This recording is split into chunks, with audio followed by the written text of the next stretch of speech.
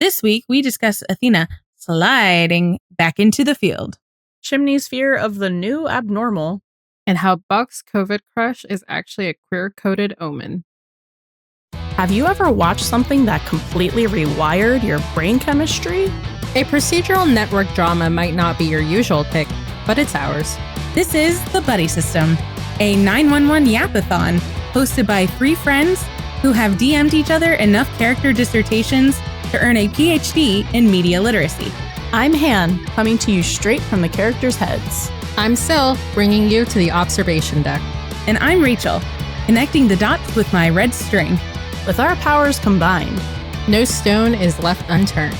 And no buddy is left behind. Hey Siri, play September by Earth, Wind, and Fire, featuring the kazoo solo. Welcome to Dispatch. What's on call this week? This week, we're discussing Season 4, Episode 1, The New Abnormal, written by Juan Carlos Cotto, directed by David Grossman. The director of photography is Joaquin Cedillo. It originally aired January 18th, 2021. 118. Hey. Oh, that's cute. That should be like National 118. They get 2 days of the year. No, they get 1. Yeah, the other day is not good. The other one's already taken. And then it's weird if we're like celebrating something on that day. Oh, when they're already confused about like why are people talking about like why are you fans of 9/11? We should do something on January 8th. We should actually write that down in the notes somewhere. So we do have a few calls of the week before it kind of gets into the big emergency. Well, actually, it kind of starts with the big emergency call. So to lead off Season 4, we've got Damn Daniel. Wow. I hold for laughter.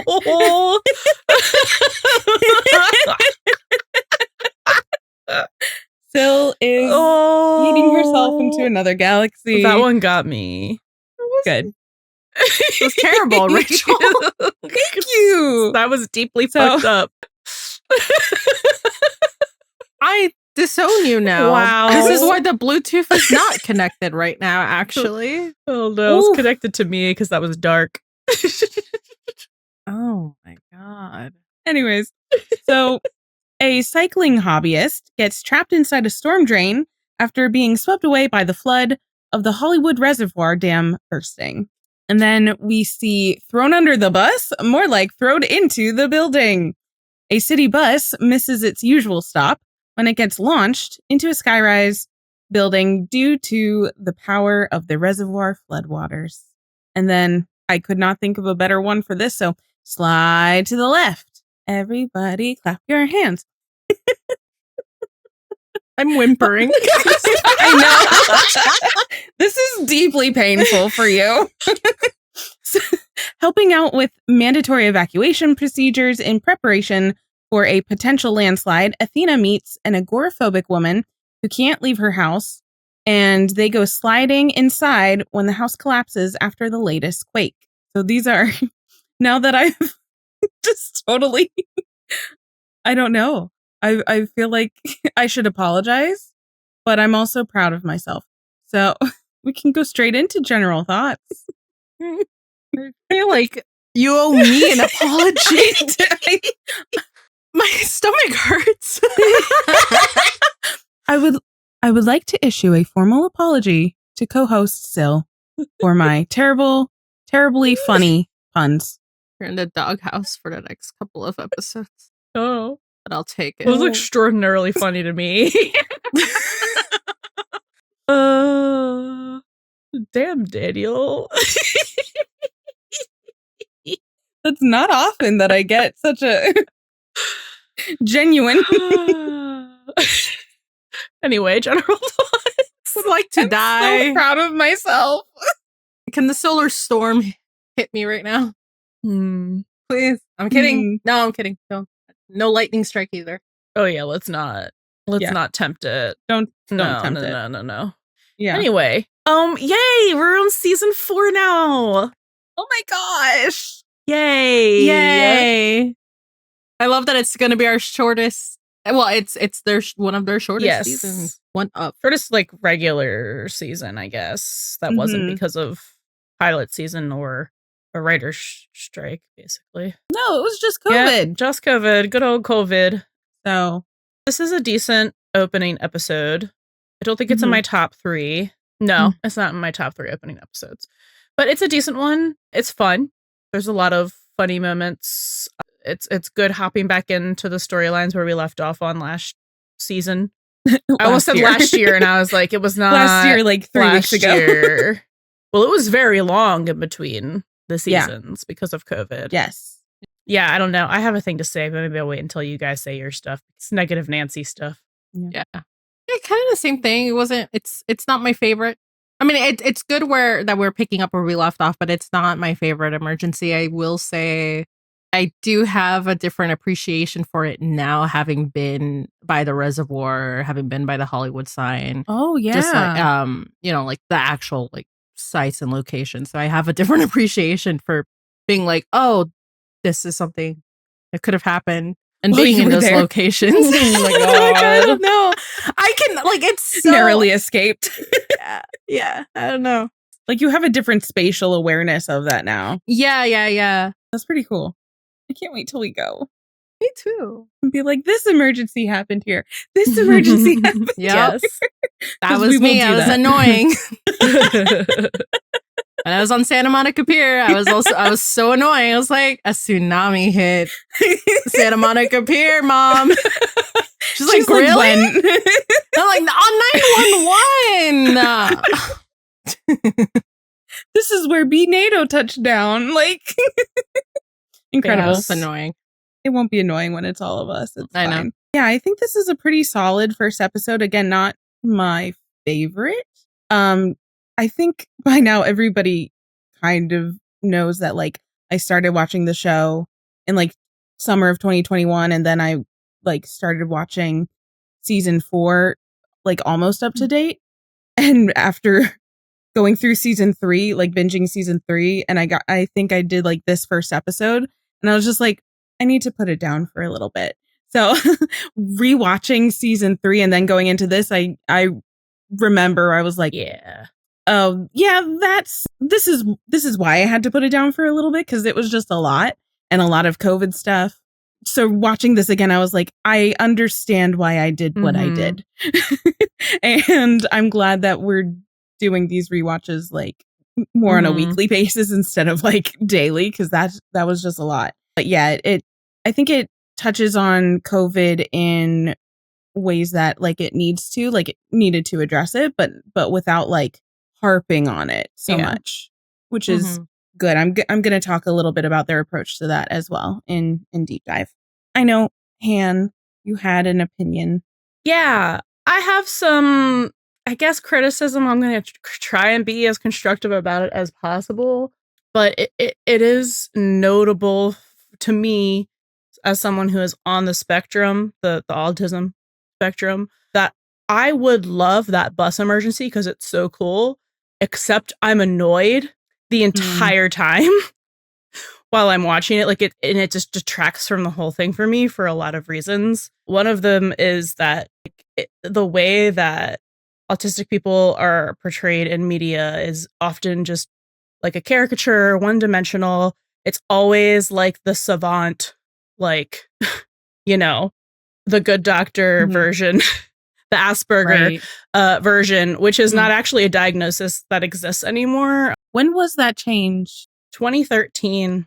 Ooh. So this is my specific problem with this. It's not just the portrayal. It's that he keeps calling himself an Aspie, and that the backpack has the puzzle version of the autism logo, which is Autism Speaks logo, which I'm not going to go into diatribe about that organization, but it's not run by autistic people. There's a lot of problems with that organization and how they approach advocating for autistic people. The actual, well accepted symbol like for autism is like a rainbow infinity symbol.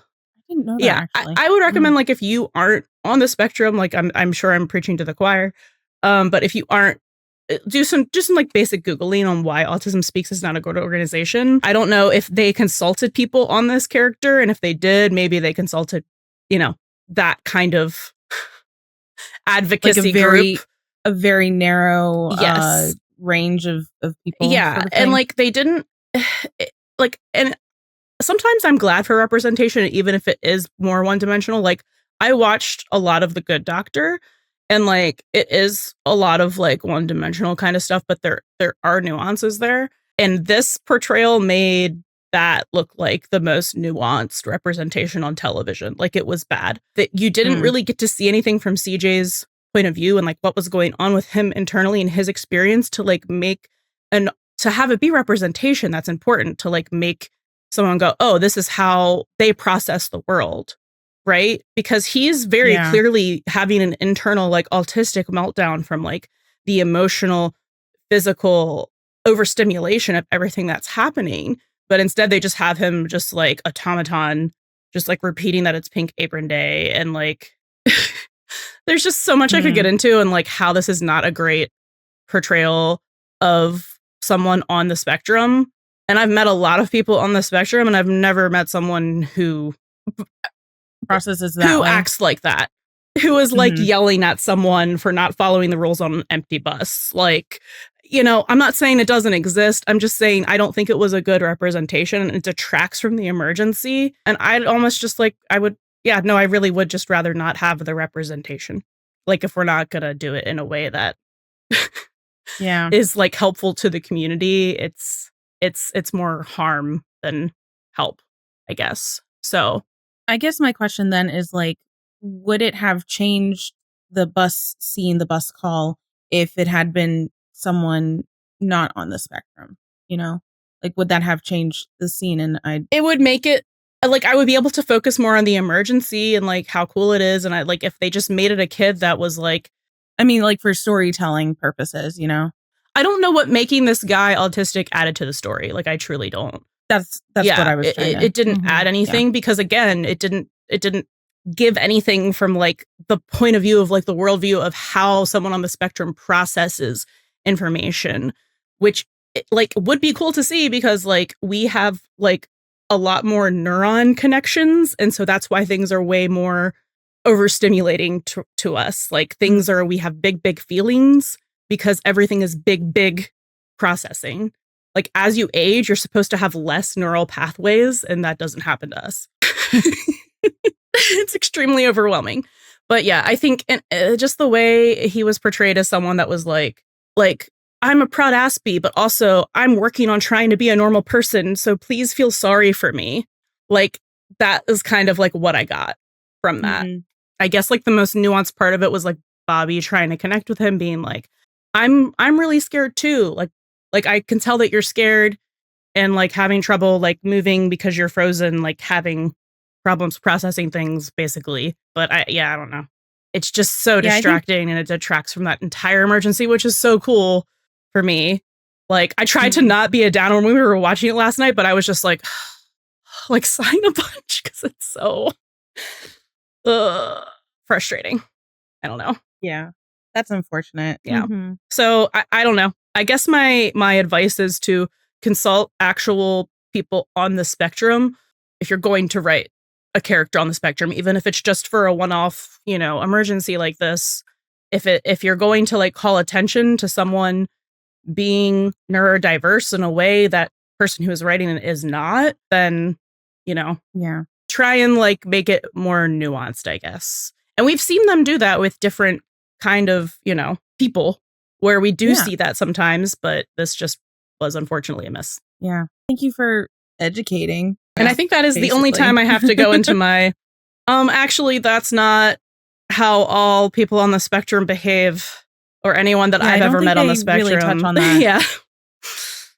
At least in such a like head-on way, No, because the way people perceive autism, it's you're either high functioning or low functioning. You're either high functioning like you're Asperger's, like you're a genius, but you don't have any emotions, which is just not true. Or you're like low functioning and you need a lot of assistance, and that's what people think autism is because of media. Yeah. But it's not a binary. No, it's a spectrum for a reason. There's all the in between. Well, That's thank you all. for talking about that. Let's get back to politics, it. please. So I guess from there we can go right into deep dive. We're gonna need the jaws of life over here. I know there's a lot of stuff to touch on in regards to production stuff. There were just a couple little quotes from press articles that I wanted to pull out early. I think it would be better for me to reference some quotes regarding some of the character stuff during the character discussions. Sure. So I'll leave some of those. I think I put little like, I have a quote here. Okay. I have a quote here. Just so you guys know. But I thought that would just like work out a little better since there's not like a lot to dig into for the character stuff. So just what I'd like to highlight quickly, there was an article from Us Weekly with Peter Krause. And I just wanted to bring that up because we don't get a lot of press from him. Oh, we don't. And this was just like a cute little article, but he was talking about how Bobby's in a really good place. He's able to be the papa bear to everybody at work and also be a good husband to Athena, a good friend to Michael, and a good stepdad. And then he also related it. He said in some ways, Bobby has migrated towards Adam Braverman in Parenthood. So he was just kind of connecting his two characters from there. And I haven't watched Parenthood. I've seen like bits and pieces of it, but I said I love Parenthood. TJ and I watched that together. Yeah, like we should watch that together someday. Especially like, I mean, it's Peter Krause, especially if watch 6 Feet. His character's anything like Bobby. I think that's really watch 6 Feet. That too. Yeah, it's only like the 40th time I've said that on this podcast. I know. We will. We'll do that. We'll do that for one of our hiatus reaction things. And then he was also speaking about the upcoming mudslide and opening emergencies. And I really liked his perspective on this.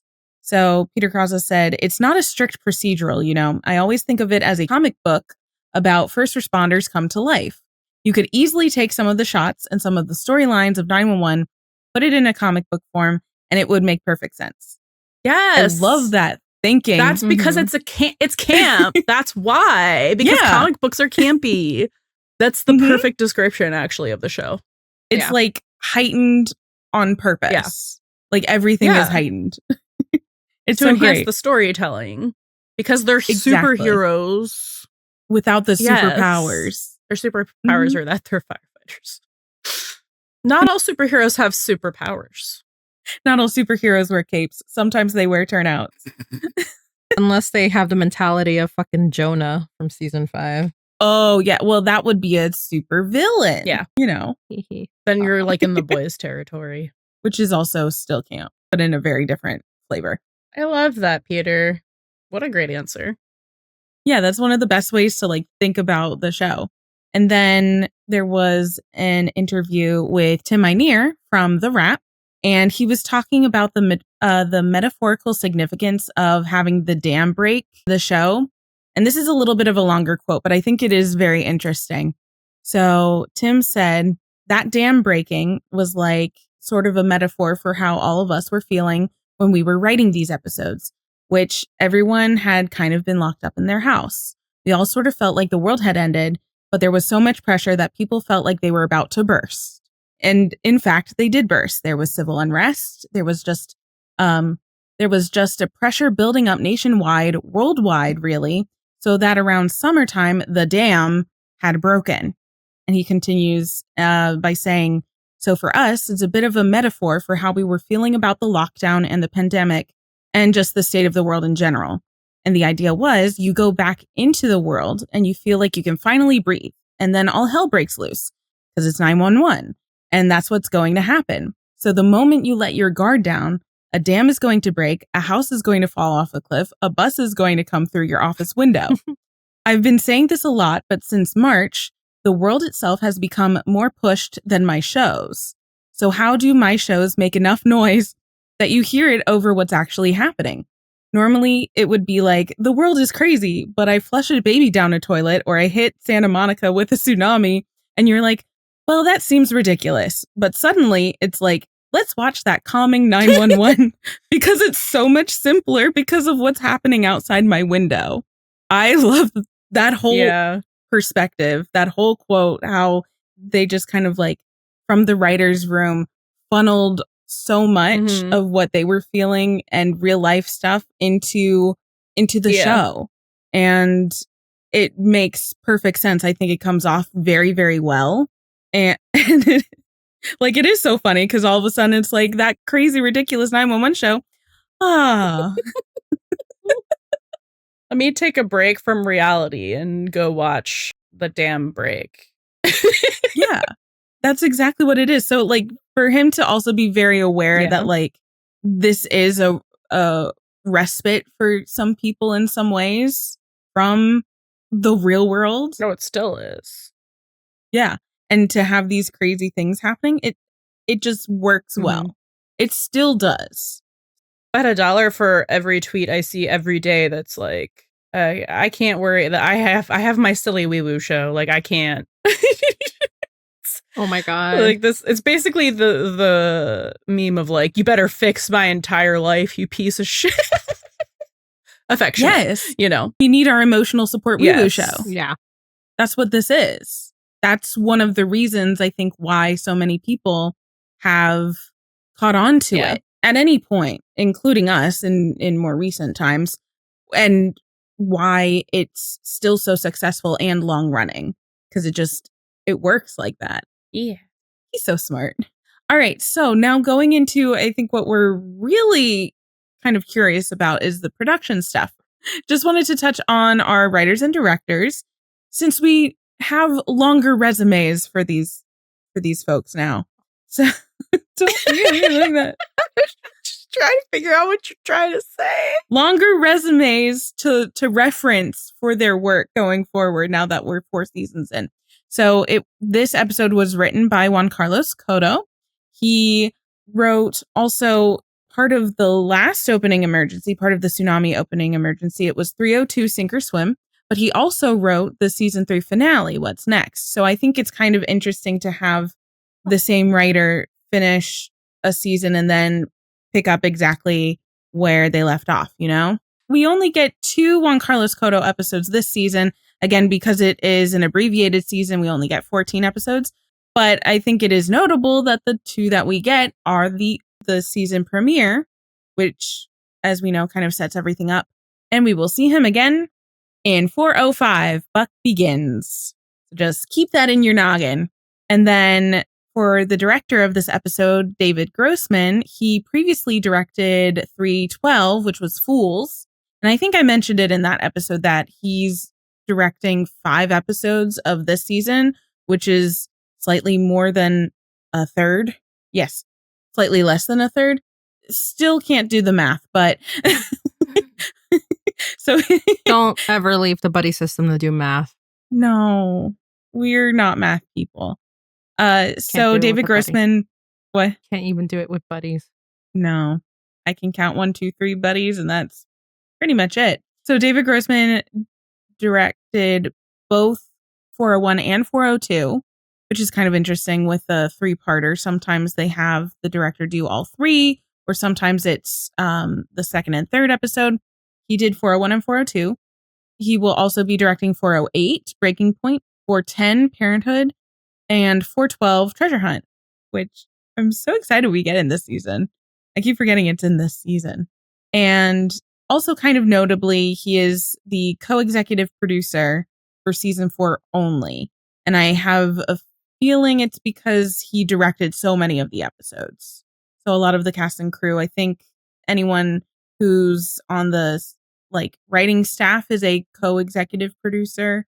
And I think some of the repeat directors are co-executive producers. So it would make sense that he is for this season as well. In some other news for casting and staffing stuff, they promoted John Kim, who plays Albert, to series regular for season 4, which I think we all agree is a fantastic move. But the last time we saw Albert was in 313 Pinned, and that feels like so long ago right now. I was kind of noticing as we were going through the last few episodes of season 3, I was like, Where's Albert? So we get him a lot in this season, which is great. And then not a casting news, but there was an article that mentioned 911 hired a consultant for season 4, or I don't know if it was just season 4, but like going into season 4. The article was from The Wrap, and the interviewer, I think it was Jennifer Moss, spoke to Tim Minear about the consultant that they hired for this season. And Tim said basically in the wake of all of the Black Lives Matter protests and George Floyd and Breonna Taylor, Tim Minear wanted to find a way to explore some of these issues even more directly. So they hired Cheryl Dorsey, who is a Black woman and a former LAPD field sergeant, as a consultant for the writer's room. Now, Cheryl Dorsey is, so this quote from Tim said, he said, when the unrest happened this summer, I saw Cheryl Dorsey, a former LAPD field sergeant, and as it turned out, she's written a book called Black and Blue. It's about police reform and racism among the police department.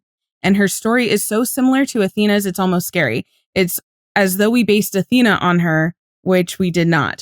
So really, like kind of how we were speaking earlier when you were talking about the autism representation, like 911 is pretty concerned with being good representation for the most part. So the fact that they made this move to have a consultant who has such a wide depth of knowledge for stuff like Athena's character is really impressive.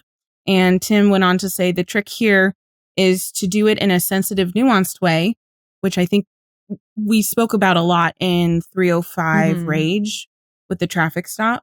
And he said, I think we did that last year with Rage, and not to fall into the trap of it being something that is pandering or that we're using to grab viewers. That's not what we want to do. We want to continue to tell the honest story from Athena's point of view. So that's why they brought her on. I just thought that was like kind of important to bring up, especially since we're in season 4. They were doing all of the writing, the filming, everything was taking place in such close relation to everything that went on in 2020. So just like a cool move. Yeah. Always good to get people who have like the actual experience to like pick their brains for stuff. Yeah. Especially when actual you don't, experience, as the writers. Yeah. Actual experience, because she was a field sergeant, which is Athena's job. Yeah. And that she's so active in police reform and like working to make those things happen, which is really cool because then it gets reflected in the show in nuanced ways again, without being preachy. I don't think 911 is ever like preachy about that kind of stuff either. No. So now we get into the COVID stuff. Yay. Which obviously very heavily impacted everything about the production, from the physical production, filming, to the storylines, to how they interacted, how cast and crew interacted on set and everything. So I'll try to be as brief as I can, but like just figuring out what procedures they did going forward. So in an interview with TV Line, Tim Minear said, I feel like you have to address it. My feeling is that on a first responder show like this, you can't really ignore it. But he also said he didn't want it to consume the world in 911. So he said, maybe our role is to demonstrate through our little fantasy show that life will go on. So yes, it will exist in our universe and life will continue. I feel like that life will go on snippet is very indicative of like the season's themes as well, which we'll talk about. So he also kind of mentioned, like in a specific example with Maddie, who is pregnant, that she's not going to get to have a traditional baby shower with a room full of people. So there's kind of a sadness to that, and a sadness in having to do it in this situation. But that's something that they have to overcome. The characters have to find other ways The stories are aspirational. They're not about how a pandemic stops people from living, but how they decide to keep living and not let it put them into hibernation. And that was from an article with The Wrap again. So there was a very long hiatus. So I think it was about from season finale of 3 to season premiere of 4 was about 8 months. Because they ended in May. They started up again in January of the next year, which I believe is the longest hiatus they've had. I know this summer has been very long for us, but that was even longer. So I think it was about 6 months in universe. And they show that with like the little month cards with the montage with the biker. So they went back into production early October. So I think I saw a date like October 5th, 2020. Mm-hmm. And some other Ryan Murphy productions had already done a little bit of filming with COVID safety protocols in the summer. They were doing some of the other productions. So in May of 2020, Fox announced their pandemic schedule with 911 and Lone Star and a bunch of other stuff to start airing in January. So there was a chunk of time. So they were filming in October. It started airing in January. I think the plan was basically to have the majority of the season already filmed by the time it premiered. So I don't know yet exactly when they wrapped for season filming. I'm sure we'll get into that a little bit later. And then just to kind of emphasize how personally like COVID had touched everybody, in this episode at the very end, there's an in loving memory card, which was dedicated to John Kemmler, who was a transportation driver on set for the series. And basically transportation drivers drive people from set to set or from trailers to set, anything like that. Okay, so he passed away, we're assuming from COVID, because there was a tweet from Oliver Stark and he kind of paid tribute to John Kemmler with what he said. He said, "John was one of the sweetest and kindest people I've ever met, someone who went above and beyond to be cheerful and make a difference. He was a transpo driver on 911 and the highlight of every day." And then reminded people to like wear the masks and take precautions and all of that stuff. So just kind of like someone who was so like intrinsic to the daily life of a show. So every like just illustrates how everybody was touched and affected by the pandemic and everything like that. And just wanted to highlight that because I think we all try to appreciate the people behind the scenes as well. And we don't always see their names except in credits or see like what exactly they do. But I think it's really nice that there was a touching like tribute to that as well. Yeah. I don't know if you wanted to talk about September by Earth, Wind, and Fire. There's nothing really lyrics wise that I really wanted to get in. So I'm going to use my Buckapedia corner to talk about September by Earth, Wind, and Fire. Just for a minute, because I thought it was funny. So this is like a weird mashup of Needle Drop and Buckapedia. So this episode uses September by Earth, Wind, and Fire. And I found a funny quote about the song because it's such like an upbeat song and everybody knows it. It's great. Like it just kind of puts you in a good mood, right?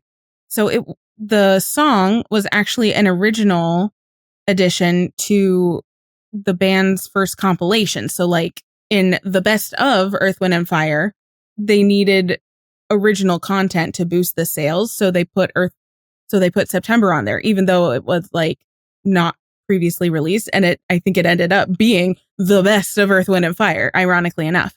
And famously, part of the lyrics are like Badia, like Badia, which is just gibberish. So the songwriter, Allie Willis, was initially bothered by the gibberish that vocalist Maurice White used throughout the song. And she begged him to rewrite it. And she was just like, what does that mean? And Maurice White was basically like, who cares? Who cares? It's just fun. And yeah, it's exactly. just fun. It's just fun. It's just catchy. And then Willis said that she learned her greatest lesson in songwriting from him, which was never let the lyric get in the way of the groove. Which, I mean, if you describe the song, it is just groovy, right? Mm-hmm. Yeah. And there's an interesting article from NPR, and it's like, what makes September like so powerful as a song that like it just puts you in a good frame of mind? And apparently it has a lot to do with how the music unfolds, like the song structure, which I don't really know much about, but according to the article, the structure is an endless cycle that keeps us dancing and wanting more because there's 4 chords in the chorus that just keep moving forward and never seem to land anywhere. I know in music you have to like resolve kind of like a phrase, and this one never really does. And then they continue saying it's kind of like the 4 chords are the 4 seasons. It's the end of summer, the beginning of fall, it's the summertime, the transition to warm and cool. It just like continues on and on and on. I thought that was really neat, which also in that way kind of underlines what I think they're putting forward with the theme of this season is just like, you just got to continue on, right? It just carries on, like life goes on. Yeah. So I thought that was kind of cool. Thank you for letting me use Needle Drop as my Buckapedia corner. Me needle drop is Sue Noodle Drop. Noodle? Needle. Noodle. My noodle's cooked. Moving on. If anyone wants to chime in for some of these parallels, that's fine too. I have a parallel-ish thing. So for this season, we find out Maddie's pregnant at the end of season 3, and then she's 5 months pregnant at the beginning of season 4. It's like 5 or 6. 5 or 6? Because I think it's technically like 6 months. Well, she gives birth in the season finale of season 8, and the first episode of season 9, baby Han is 6 months old. So, interesting. I actually think this is going to be so fun for us because watching 4 and 9 simultaneously, because it's kind of the same amount of time having moved forward. Yeah. And like part of the season. And we're going to see some similarities there as well. So I think we'll probably talk about that more in like season 9, our season 9 specials.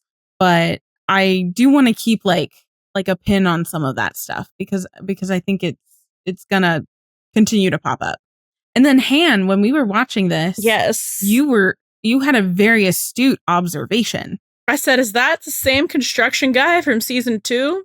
So the DWP engineer on the dam who's like talking to his boss on the phone is in fact the same guy. It's DWP engineer extraordinaire. The character's name is Hector Silva. I gave him that title. So he shows up, this poor guy, he shows up in 201 under pressure when, you know, everything goes like boom. And he's not the guy he's the one trying to stop the kid from getting his arm blown off. Off. And then he shows up in 302, which is also written by Juan Carlos Cotto. Yes. So that's interesting. Well, if he created the character, then No, he didn't because it was created in 201. Oh. My cabbage. Sorry. I just read the note for it. Once we realized that he was in 201, 302, and 401, I was like, oh my God. He's like my cabbages guy. From Avatar The Last Airbender. My cabbages! Whose cabbage cart always gets knocked over. It's also like in SpongeBob, the guy that's like, my leg! You know, just these poor people just can't catch a break. We never see him showing up and having a good day of work. Like if he's there. So sorry for that man. Yeah. And I don't think we see him again either. So I think the dam got him. Bring back Hector. I love him. He's so funny. He's like, don't do me like this, 2020. Like the dam literally breaks in his face. He has the worst luck. Well, some Got of the another worst line that I'm like that I always say like when I'm watching this episode. They're microquakes. They're small. Yeah, just like what a way to bring us right into Yeah. right into He's the trying to episode. assure, I think, his wife, like, it's no big Mhm. deal. Everything's fine. It's all chill here. Everything was not fine. It was just not. It was not good. Poor Hector. I know. Bring back Hector. Justice for Hector. Let's see, what else can we find for some parallels? What's kind of interesting is season 2, again, when we saw Hector's sofa, it started with earthquakes as well for that emergency. And it's kind of like, I'm sure we'll talk about this more in 402 or 403.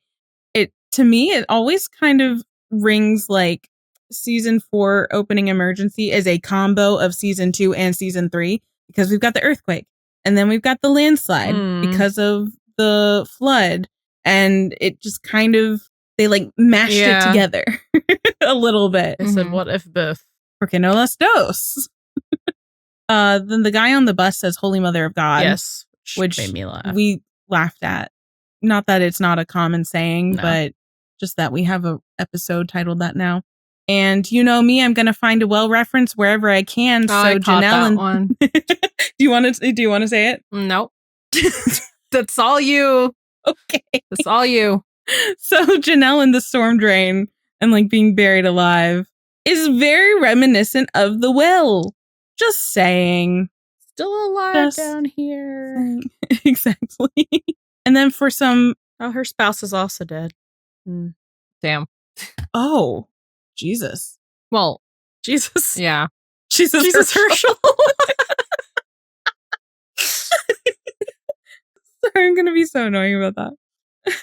Hannah and I decided that's what the H stands for. Because he was Jewish. Yeah. And I was like, what's a super Jewish name? Herschel. Anyways, so a little piece of foreshadowing, because we know they love to do their foreshadowing from beginning to end of season. So interesting that season 4 starts with Buck on top of a bus, and season 4 ends with Buck going underneath a fire truck. Again, just saying, which is also interesting because that calls back to season 2 and 3, just like the earthquake and the tsunami. Oh, yeah, he ended season 3 rappelling down the side of a train, and he's starting season 4 rappelling down the side of a building, a bus. Yes, and bus. Yeah. So there's a lot of like through line there, I think, which I don't know why I just find so interesting. But on top of bus, under bus, or under truck. On top of fire engine, life raft, under fire engine, leg crush. You know, just bringing that back into conversation.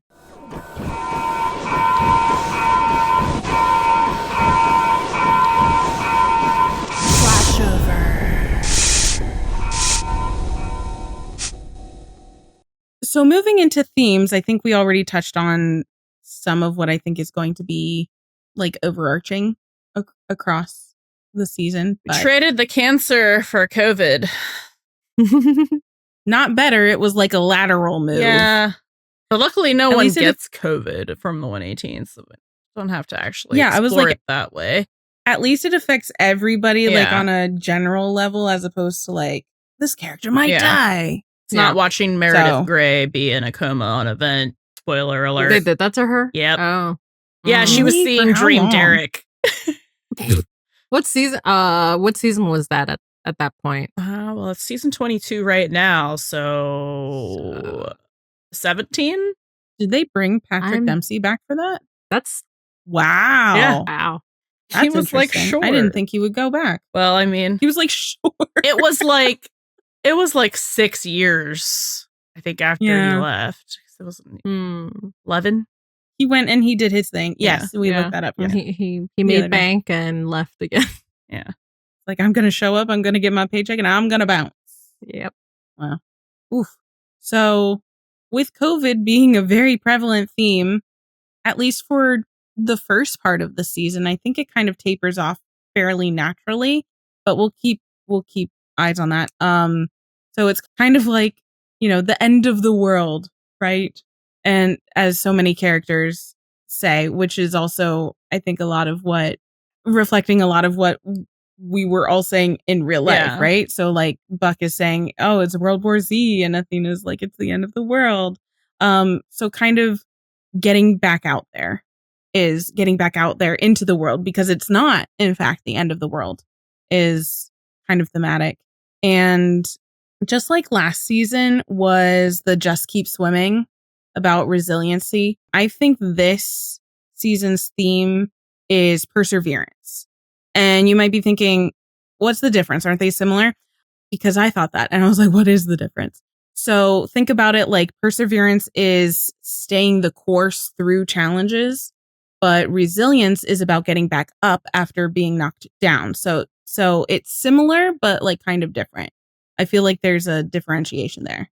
Does that make sense? Or am I just like crazy? No, perseverance is like literally ride the wave. Yeah, exactly. Yeah. And Bobby even says, you just got to ride it out and got to hang on. So including like riding it out on the bike, riding the wave. Water always wants to go to the ocean, ride or die. Like it's just kind of one of those, you just got to keep going. Yeah. So it's like slightly different, if that makes sense. But I think the ride it out is going to be the phrase. Then also in that kind of same way in persevering, you were also not alone in persevering. So I think whereas last year was like always keep fighting, this year is you are not alone. I'm so glad we don't have to say always. No, but then I reminded myself that was the Jensen and Misha one. Yana. It's an improvement.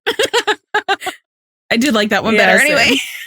And then this one's kind of not weird exactly, but maybe more conceptual, or the relationship between instability and grounding forces and flexibility in that as well. I feel like is a conversation that kind of goes together. So instability as in like the rocky land that's getting swept down from the cliffs of the Hollywood Hills. But then you have grounding forces. So kind of like you are not alone, the people that you can lean on. I'm thinking metaphorically in the way that screwed the winch into the roof. So it was secure, like a grounding force for Buck. But also then with the bus, they needed a little bit of flexibility with that too. Yeah. So you couldn't ground it so much that it was immovable. So a little bit of like adaptation in there as well. I don't know if I'm explaining this well enough, but I feel like those... Yeah, I see it. I see what you're talking about. Okay, I feel like those kind of all go together in different ways. I have one, and it's kind of like a season theme, but we do start seeing it in this episode, and it is because of the COVID, but it's very much a like, time is of the essence, like make the most of things, like, I'm trying to think of like a good way to phrase it. Kind of just like the theme of like, tomorrow isn't promised to anyone, like seize the day, like YOLO. Basically YOLO. We can do that. YOLO. This is the season of YOLO. There's a lot of YOLOing this season to different varying degrees of success and failure. But I think it's one of those things where it's like you're really confronted with like mortality and like time being short, and such a like, obviously they're first responders, so like they're confronted with that on a regular basis, but with COVID and like having to quarantine from their families for a while, and then like getting back to things, it's like the sense of urgency to like really like grab life by the horns, and kind of like looking in the face of fear and doing it anyway.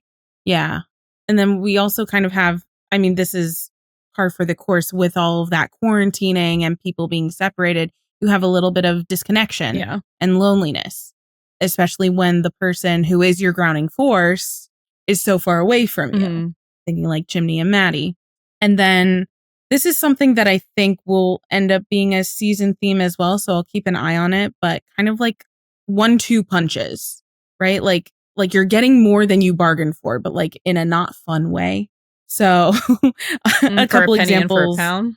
A little bit. So a couple examples like this are, the mini quakes, which is fine by itself. But in addition to that, it was the dam breaking and the landslide.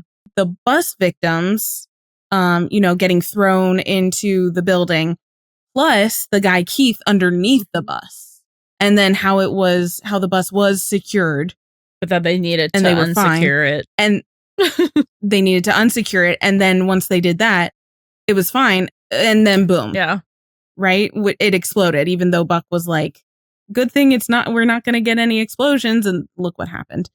Another example of this is it's Athena's first day back, and she's supposed to be on the desk, and then she gets landslided in Sylvia's house. Yep. With that collapsing. And then May, even on her duetting day at dispatch, turning into a full shadowing, like getting thrown into the deep end sort of thing. So these kind of like... Oh, which is a parallel Maddie's first day. Yeah. Yeah. So just one of those, you thought it was okay, and then we're going to hit you with another one, right? So these 1-2 punches, I think, is going to be kind of a theme going forward. Think past me for that, because that was in my iPhone notes that I only remembered because you reminded me during Eddie Begins. Oh my god. Who's cooking? Okay, we got an abnormal who's cooking section, because there wasn't a lot of character work in this opener. They were appetizers. Yeah. Rather than a full meal. Yeah. In the who's cooking. Yeah, it was funny. Is in the notes, I had like character to fill out. Because normally in season premieres, it's like you gotta catch up with everybody. You gotta touch on everybody a lot. And we didn't really have that as much for this one, which was kind of interesting. We hit the ground running with the emergency, because actually this is a 2-parter opening emergency. Because the next that is true. episode 3 is future tense, which is the Eddie technophobe. Right. Right. Okay, cool. Yeah. So it's almost like, which then makes sense why the director is the same for 1 and 2. Yeah. Because normally it's the same for 2 and 3. Yeah, and this kind of does feel more like an episode 2 that we're used to. So like 202, 302. Thanks for pointing that out. That's really interesting. That makes shit make sense. Yep. Not that I thought it was bad. I was just like, this isn't typical. Yeah. And that's why we don't have so much, I guess, meat to get into with these characters. It's a little lean, this meal. My God. Not a lot of meat in the frying pan this week. No. But we do have a little bit, so let's start with Maddie and Chimney. Aww. They're on a FaceTime call, and Chim is doing this thing that bothers me with all fictional and real men, or just anyone who is not the person who's pregnant, who's trying to tell a pregnant person what they're allowed to do with their own fucking butt. Shut the fuck up. Shut the fuck up. Could you go 9 months without coffee? The doctor says it's okay for 1 cup a day. Literally chill the fuck out. The reasoning he uses for that is so like a non-starter, because he says like, well, that's the doctor, not the parent. It's like, well, Maddie's the parent exactly. too. Yeah. And I'm coming off the heels of like watching a very similar thing happen on Grey's, where I was just like, oh my God, I literally cannot deal. I thought he was also going to pull the medic card, but he didn't. No. That would have made sense, but she's a nurse too. Dr. Trump's medic. Sorry. Yeah.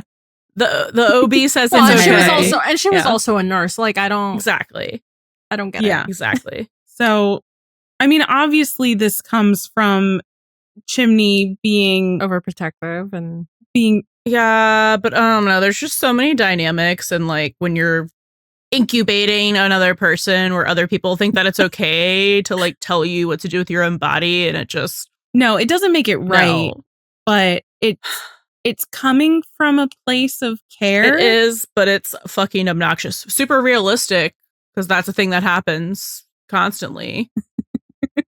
But speaking about how Chimney is like holding on with such tight control, and this is obviously coming from a very like scared place. Yeah. So he's being overprotective.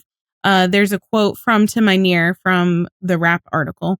Tim said, "There's more to it than just, I'm not saying it's a convenient excuse for him. And it's not that he doesn't want to be with her and that he's having any kind of commitment issues. I think that Chimney is afraid. If you think back to his experience with Kevin, who he went to the academy with and who ended up dying in the field, I think Chimney is just afraid that if he gets too close to this thing, he'll break it. Mhm. I think that's really what's operating with Chimney." So that was more talking about how even 6 months later, he's still over at Buck's and not coming home yet, Mhm. even though Eddie went home to Chris, Hen went home to Mhm. Karen and the kids, and Chimney's just there so afraid to rock the boat. I think we spoke about this a lot in like Pinned Seize the Day, that Chimney gets so nervous about ruining something because he's had so much kind of slip through his fingers. And I think we bring up Kevin in a couple of those episodes as well. So it's just like his trauma informing how he's operating with Maddie, even though it's not what's best for either of them. He's just like, he's coming at it from a place of fear. It's and it's also fear of losing things. So it's, Yes. Yeah. we've talked about that as well, like the hesitance to like get close to new people.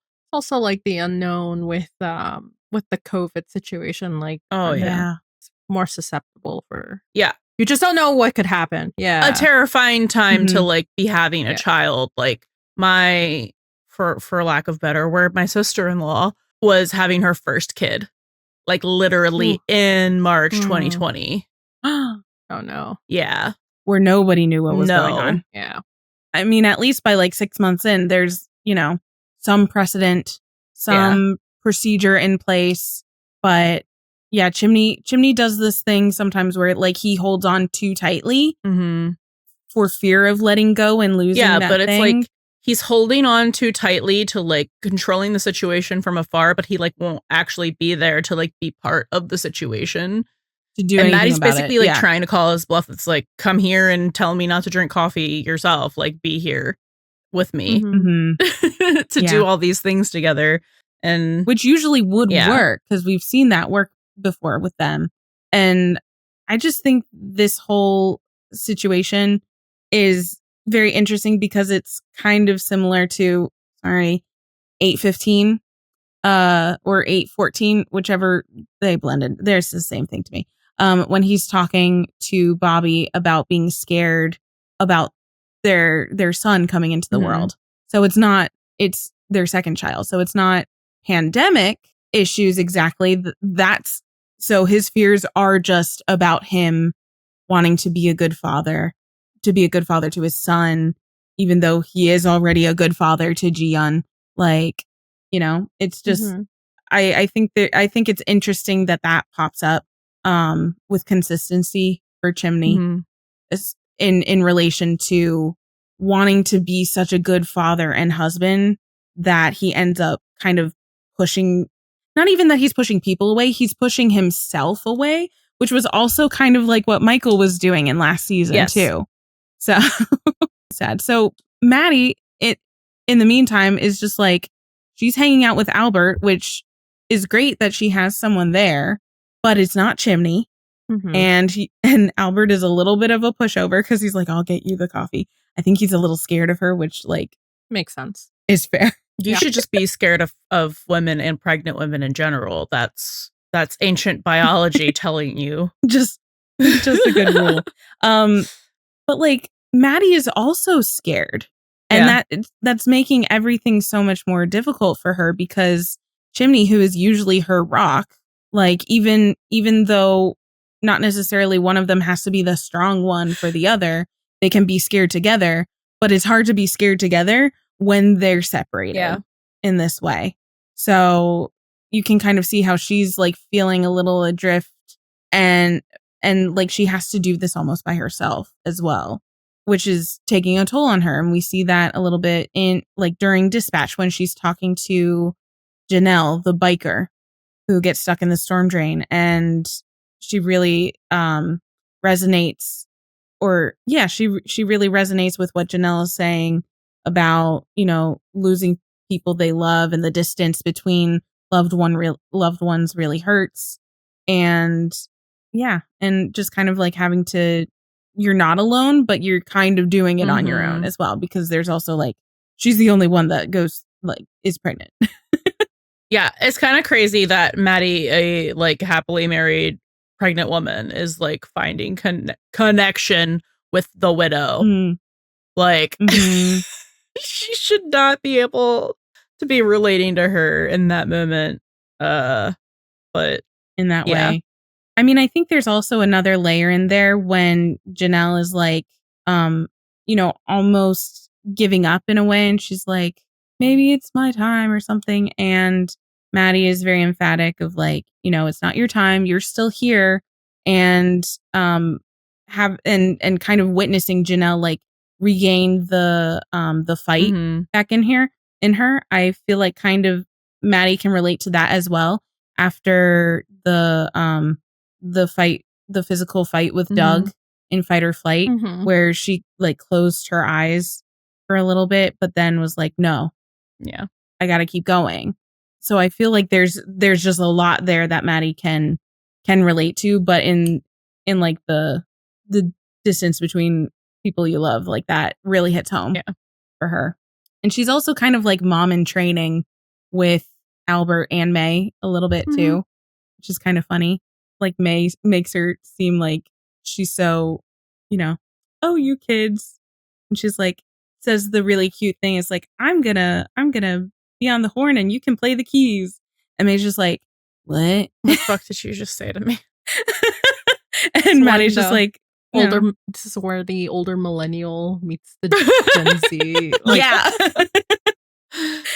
It's like we look at the joke and we're like, huh? And they just dead-eyed stare. Yeah. Yeah. Gen Z listeners, let us know how often that happens while you're listening to our podcast. How many references are just like make you think, oh my God, they're so old. Because I feel like that's what was going through Maddie's mind. She was just like, oh my God, I feel so old. Probably, yeah. Let's talk about Athena and Bobby. Bobby. I was going to say another establishing FaceTime call, because they're just like, in case you forgot, this is COVID times. Nobody's going to forget in the first few episodes. But it's also really cool because like all of the FaceTimes that we see, everybody's in the kitchens. It's like serious conversations. The heart of the show happens in the kitchens. Everyone's in the kitchens. Like nobody's on a sofa or anything. But I just thought that was sweet because that's the heart of the home. Athena is about to go back to work, her first day back after the attack, and she's having some flashbacks, which is not like an auspicious beginning to your first day back on a job after said event. Not really. No. But like she has a FaceTime call, or she's talking, Bobby's in the room with her, and they're talking with Michael and Harry, and like David also pops on for a little bit too. And it's very much like them checking in with her and seeing how she's doing, and kind of expressing that like, you don't have to go back to work already. And you could tell that she very much feels kind of like isolated in the way that people are like talking about her and what she should do behind her back, but then also kind of paralleling Maddie. Exactly. Too. Yeah. That's exactly it. I think there is a lot of parallel there, even though we have Athena and Bobby in the same household, so they're not disconnected in that way. But you get a lot of this kind of overprotection, and it's coming from multiple directions because it's Bobby and Michael and May, and just kind of like them not exactly walking on eggshells around Athena, but being like, it's okay if you want to take more time, and you know, it's cool, but also Bobby and Michael, you know, confiding in each other Yeah. about Athena and their worry about Athena, and Athena's not there to, like, defend herself because she's so, like, a little stubborn, and and it's like she's trying to convince everyone else, but she's really trying to convince herself that she's fine. She's like, just think of the Ross gif from Friends. It's like, I'm fine. It's like, she was not fine, in fact, as we find out later. She should not have been going back to work, but this is just like how she copes with things She dives back by into not it, coping with it. which is very consistent with her character. We see again in that first episode of season 9 that we've seen so far. Just like she dives back into things. She very much just does the like kid thing where it's like, no, I'm not listening, like to her own detriment, her own feelings and emotions. She puts it in the Emmett box. Yeah. Would you say is what she does? Puts it in the coffin with her dead husbands. Woof. I hate that that's plural. Wow. Whoa, boy. Oh, boy. Oh, boy. So great. We love it here. It's not a good time.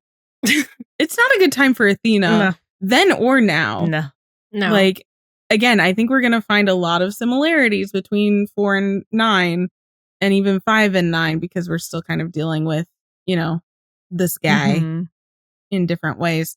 But yeah, just to talk about Bobby for a little bit. He also confides in Hen when they're at the station talking about Athena. So again, it's a lot of like Bobby's talking about Athena, but he's talking behind her back. But like in a caring way, obviously. But she won't talk to him. Exactly. Exactly. And he needs to process his feelings about it so that he doesn't keep bothering her about it. So it's like, what's he supposed to do? He wants to talk to her about this, but she's not talking to him. So he has to outsource. It's by talking to Hen, who also says she needs space. Yeah. Oh my gosh. Well, she understands Athena. She does. No, they give her space. Yes. Oh, yeah. And that's what Bobby ends up doing this entire season is giving Athena space, but like I think it was too much space. It's too much space. Yeah, there's a balance in there of like somewhere. poking and prodding, like the same way that, you know, Buck does with Eddie, where it's like you give him space to process, but you also have to like prod him or he's never going to talk about shit. Yeah, it's that give a little, get a little that we see so often where it's like, I'm going to be a little vulnerable with you here in hopes that you will then meet me halfway. So yeah, Hen really says to Bobby, like, you know, this is why she drives the L30 car and she doesn't have a partner because she likes to do things by herself. And she doesn't talk about things. She just has to get back out there and process it in that way. Sometimes that works. Sometimes that doesn't. I think, again, she needs to find that middle ground.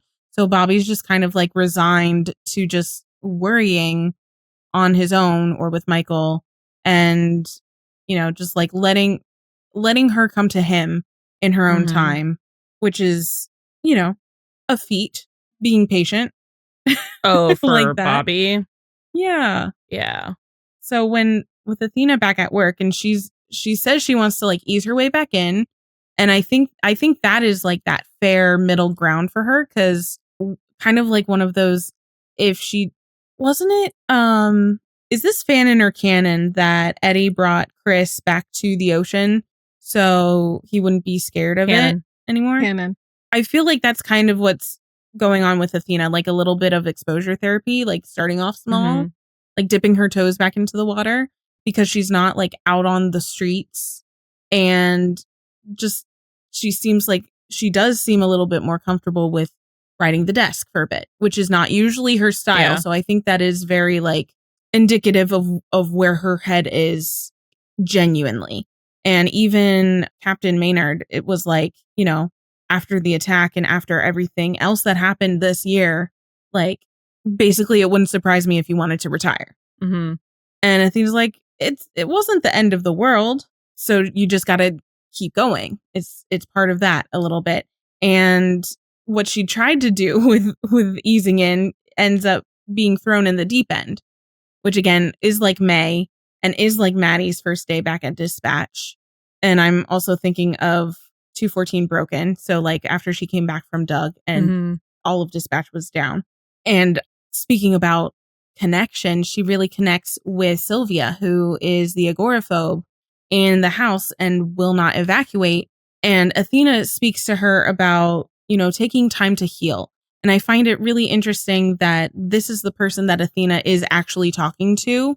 Oh my God, it's like Buck. It's like Buck in 901 talking to baby Bobby, because sometimes it's easier to talk to a stranger or someone who can't really talk back or doesn't have personal. They're like a third party that has no special interest. Yes, a third party outsider with absolutely no personal interest in the matter.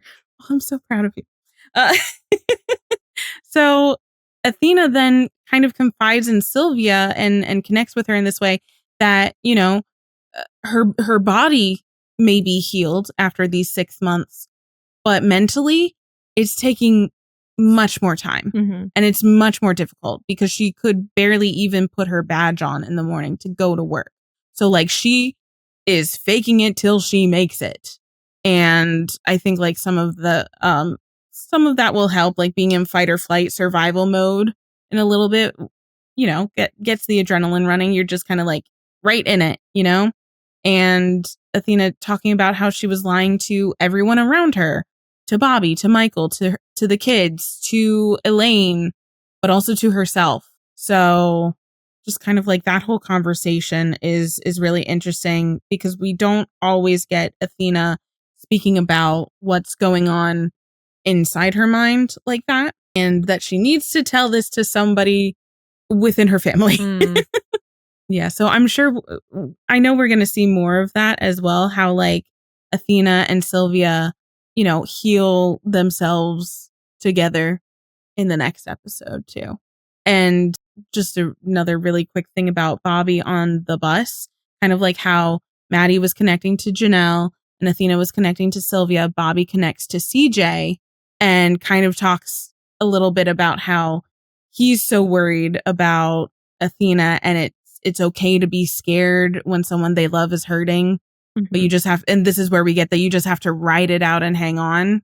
So that personal connection with connecting with people on the calls. All right. So now we can talk about May. Yeah.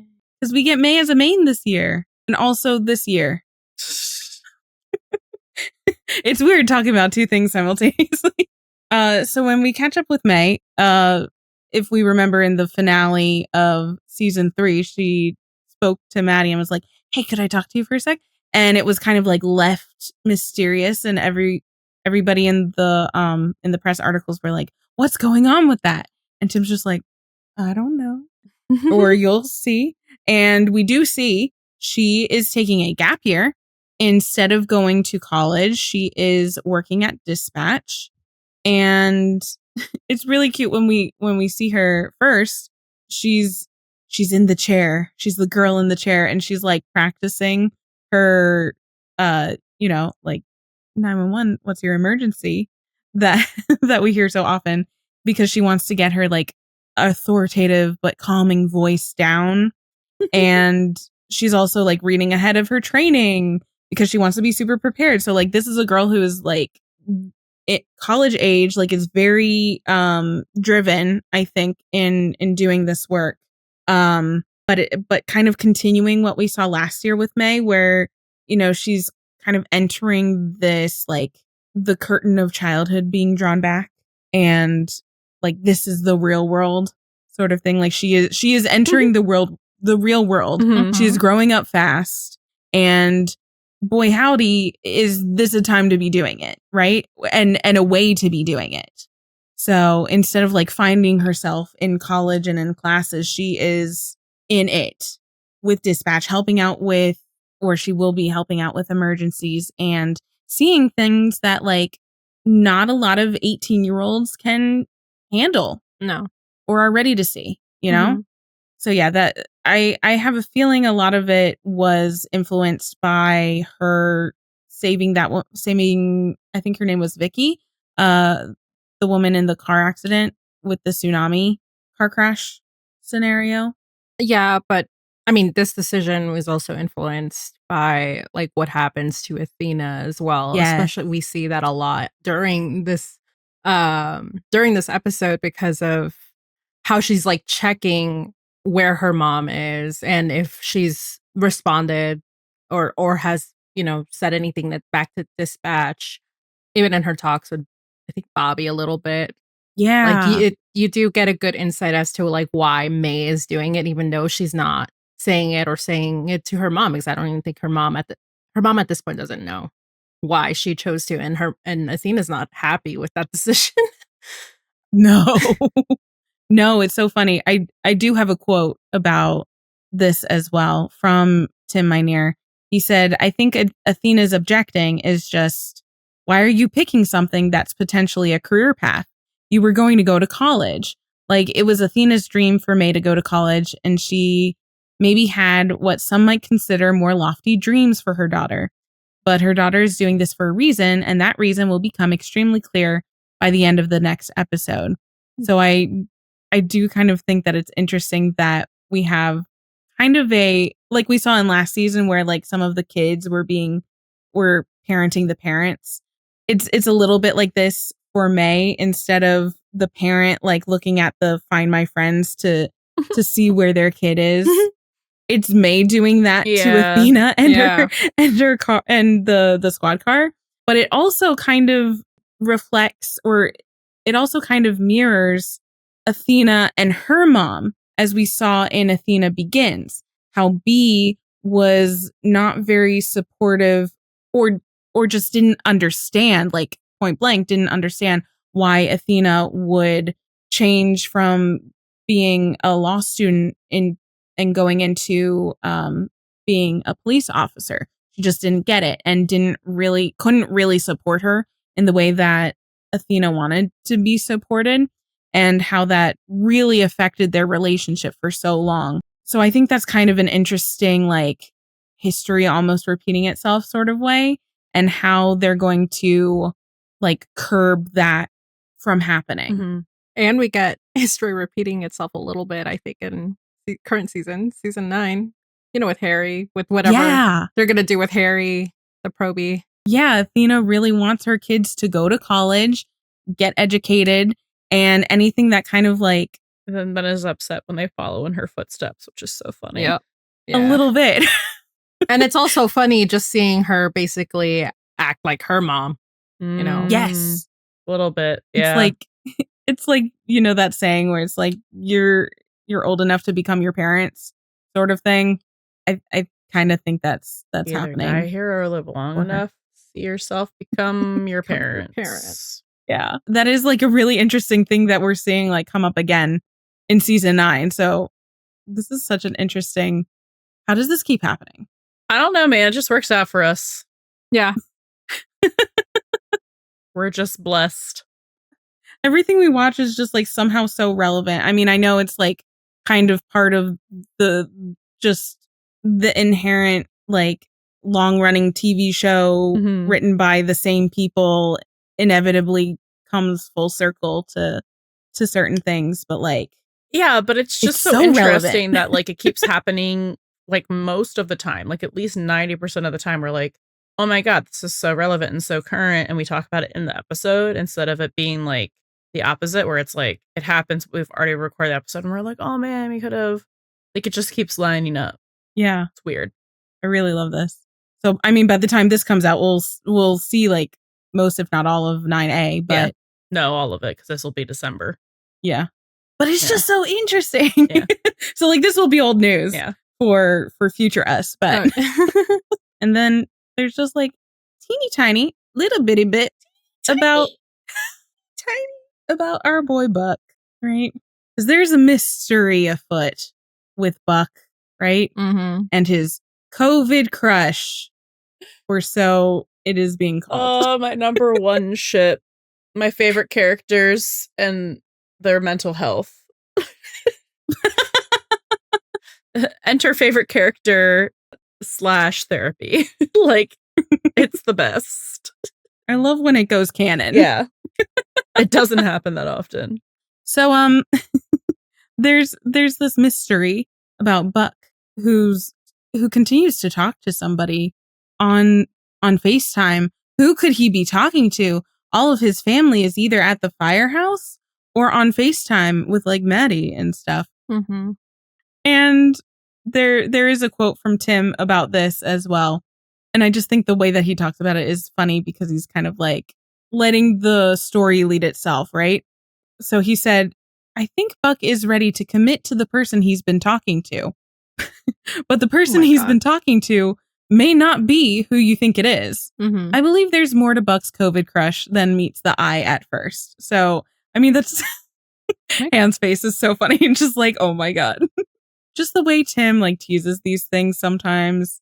It's just like, hee hee ha ha, you'll find out soon enough.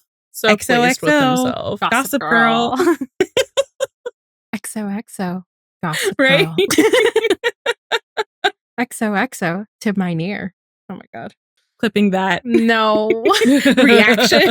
Reaction something. Actually, anytime he does something evil, yeah, like you should. It's like, attention, 911ers. We're about to throw your favorite character in an NDE. Will he come out alive, or will he or she suffer complications? Watch until the end. XOXO to my near. That was bad. No, that was my new headcanon. He's Gossip Girl. Yeah, so our headcanons of Tim Minear in his like Bond villain lair with his Inspector Gadget guy. Actually, yeah. The Inspector Gadget. Also villain like setup. like voice to text in the Gossip Girl way, you know, just like it's such a visceral image. All said with affection. Yeah, complete affection, like like it brings us much joy. XOXO. Tim Minear. I'm dead. But yeah, I just think that's so interesting because we're just, again, started another season with Buck kind of like in therapy, but like with a baby. So, yeah, because it was teased to us like, he's going to have a conversation with someone. I've never seen him talk to. Have a conversation before. It's like a very like meaningful conversation. It's like, meanwhile, it's not a conversation because it's a the person baby you're talking to is 6 months old. Cheaper than therapy. It's true. Yeah, it's still probably covered. Anyways, so yeah, there's not much we can do with Buck in this, but I did want to point out just like a couple little things. So one is he's pretty attached to his phone for some of the episode, and I think that's kind of relatable to a lot of people during this time as well, because like you're FaceTiming, that is your mode of communication through phone. So he's like mostly he's on the phone to look at like the weather stuff and the stuff about the potential landslide, and in the elevator when he's like looking up his Buckapedia stuff about the reservoir and how it holds however much, I forget the number, billions of gallons. So it's basically just like the physical manifestation of like the point of connection. And I think that kind of like is like a blanket thing for a lot of people, IRL and not IRL. I did just want to also touch briefly about Buck being so worried about Bobby on the bus as well, and how this is such a 180 that we love from season 3, where they were on the outs and their relationship was so splintered. And we saw throughout season 3 how that kind of rebuilt itself. And especially with the fallout of the Fallout episode, when Buck told Bobby in words how much Bobby means to him. And we really see that with Buck being worried about Bobby being on the bus. There's so many bees. and how he's like looking out for Bobby, and he's doing these he's caring for Bobby in the way that he can, and it's kind of like showing his true feelings without like really saying it. It's through his actions, which we know Buck does a lot. And also can we stop blowing up large motor vehicles in Buck and Bobby's vicinity, please? Well, they won't do it in Bobby's vicinity anymore. No, but they will continue. Still so done with me. I will say, well, okay, no, because like, yes, I'm done with you. But anyway, no, but I will say, I'm like, I just thought it was funny because this is like another one of those like NDE fake outs. He could have exploded. We had that bus in is it Sick Day or Lab Rats? I never know which one goes first. Sick Day. Sick Day was first. Sick Day? Yeah. Sick Day.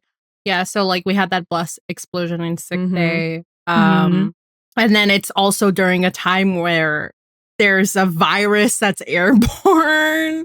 And I just thought that was like really interesting considering how Bobby dies. And there was also an explosion in the lab. So I mean, it's just kind of like you just wanted to grab little things and kill him off. Rude. Oh, geez.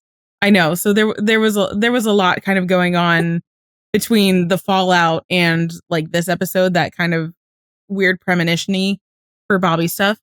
So in that way that Buck is trying to get Bobby off of the bus, and Bobby's like, no, I'm gonna, don't worry about me, kid. This kind of starts Buck's arc of like being the guy who just stood there and couldn't do anything, right? Which we know we'll see at the very end of the season. Don't give me that look, Anne. Which I feel like is going to be very intrinsic to Buck's arc. Just kind of like things are just happening to him and he can't do anything about it. Well, the look was, it's not just this season. It's his life. Yeah, but there's an emphasis on I know. But there is an emphasis on this, like very much textually as opposed to like subtextually. So something to keep in mind about that, where the people that he loves, and I think this probably helps inform some of his decisions to do what he does in the season finale, where the people that he loves are in trouble. He shows his love through actions. So he wants to do what he can to prevent those things from happening to them. And then also Buck and May parallels begin because they're both worried about their parents. And it's really cute. So a little bit about Buck and the bus and the building. Han, you mentioned it earlier. It is kind of similar to 318 with the rappelling down the train. And this time it's the building. But I think that's kind of interesting too, that it's not a 1-to-1 exact parallel there, because this time, whereas the train was very unstable, this time he has Eddie on the roof to help stabilize him and the bus. And I just think that's like an interesting kind of like not development, but like added layer to that. And I would like to see how throughout season 4, Eddie is the grounding force to Buck, because I know this season is kind of centric with the Buck Begins arc and everything like that. So to kind of start it off in this way, where we're going from unstable train rappelling, Buck doing that to save Abby's fiance, to being stabilized by Eddie. That should have gone in slow burn. I didn't think it was going to go that way. Well, it's not. I mean, it's next anyway, so slow burn.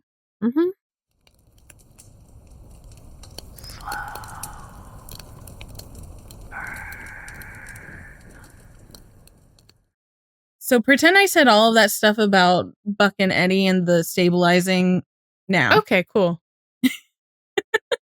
I will say we're going to get into this more obviously throughout the season, but the Buck therapy, I think, was supposed to be a plot device leading towards canonized queer Buck.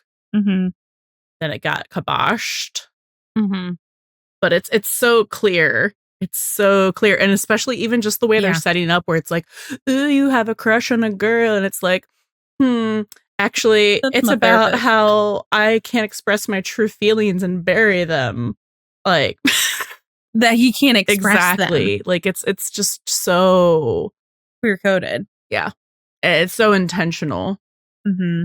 So there will be a lot of like Buck feeling like he can't really speak on things, right? Mm-hmm.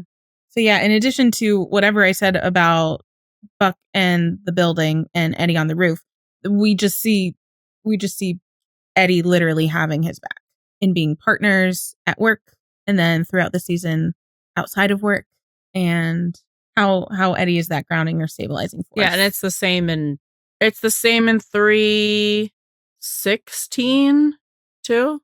Which one? The roof rescue. The one that got away? Yeah. The roof rescue. Oh, yeah. Exactly. Yeah. Mm-hmm.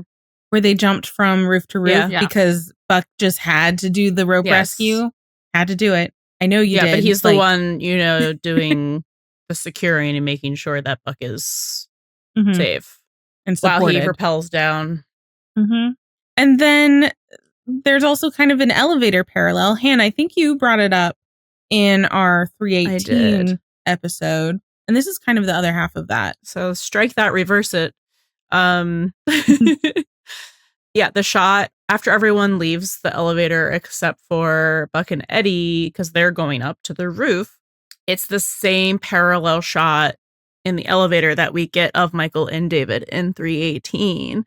The same exact framing. Like you can put it side by side and it's the same. The way they're like looking at each other. Yeah. Very cute. And then Eddie being Sassmaster 3000 again, earning that title again and again, is like, at least it's not a tsunami, which is so sarcastic. It's easy. He doesn't move very fast. He's never actually put anything together that looks anything. Just I love Buck's reaction where he just like turns to him and he's just basically that facial expression is like, what the fuck did you just say? It's to like me? my trauma. Like, are you kidding? My trauma?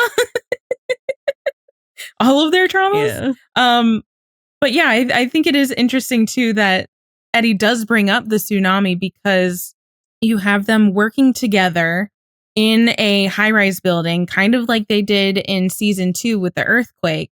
But with the tsunami, at least it's not a tsunami. They were separated during that whole tsunami for so many reasons, not only like Buck's injuries, but the fact that he was taking care of Christopher and everything like that. So like, at least it's not a tsunami, as in at least they're together. At least they have each other's backs for this one. So I think that's like for an opening emergency that is pulling so much from the last two. Yeah. I think that is kind of part of it as well. Like, at least they're together this time. Yeah. So at least it isn't a tsunami, because he had to wonder how Buck and Christopher were, and he doesn't have to wonder it this time, because that's what he was so worried. Eddie was so worried about Christopher in the season 2 opener, Christopher and Buck, when he found out that they were on the pier. And now he doesn't have to worry about kind of either of them. Because he can be there to keep him safe. Yeah. Exactly. Cute. Yeah. Okay. All right. I'm excited to watch more of season 4. Me I think it's been a too. long time since I watched any of it. It's a good season. And this is a good I think it's just throwing us off because it is like a first and second episode. Yeah, we're so thrown used to into the one. 3. Yeah. But yeah, it's going to be good. I'm excited to see more parallels between season 4 and season 9, inevitably, as we that's kind of what go through happens. because that's what happens. Somehow, some way. But yeah, It feels like actually someone has our schedule. Yeah. has someone tapped our Google Calendar? We're so desperate to know the ABC's ABC schedule. Slides $5. Remember, don't go biking by a dam. But if you do, Take a buddy with you. Thank you for listening to the Buddy System Podcast. Can't get enough of the buddies? Subscribe to our Patreon for access to our Discord community, full reaction videos, and even more exclusive content. and if you really want to make our day, leave a 5-star review on Spotify or Apple Podcasts. Please come yap with us on your favorite social media platform. We're at Buddy System Pod everywhere. That's BUDDIE System Pod. Catch you next time, and don't forget, Bring a buddy with you.